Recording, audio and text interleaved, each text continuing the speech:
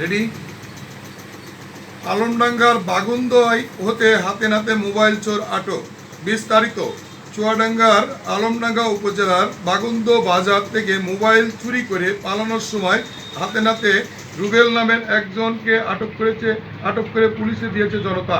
ঘটনাটি ঘটেছে গতকাল রোববার সন্ধ্যায়। এই রিপোর্ট লেখা পর্যন্ত ঘটনাস্থলে রাখা ছিল আটক রুবেল হোসেন 28কে। চুয়াডাঙ্গা সরোজগঞ্জ জুগিরুদা বাজারপাড়ার মৃত আব্দুল জলিলের ছেলে। স্থানীয়রা জানিয়েছেন, গত রোববার সন্ধ্যায় 6টার দিকে বাগুন্দ গ্রামের সাজ্জাদ আলীর ছেলে তারিকের নিকট থেকে কথা বলার জন্য মোবাইলটি চেয়ে নেয় রুবেল। মোবাইল হাতে পেয়েই পালানোর চেষ্টা করেন। স্থানীয়রা আটক করে। এ সময় তার কাছে থাকা চুরিকৃত মোবাইল ফোনটি পুকুরে ফেলে দেয়। পরে উত্তম মাধ্যম দিয়ে বাজারে বসিয়ে রাখা হয়।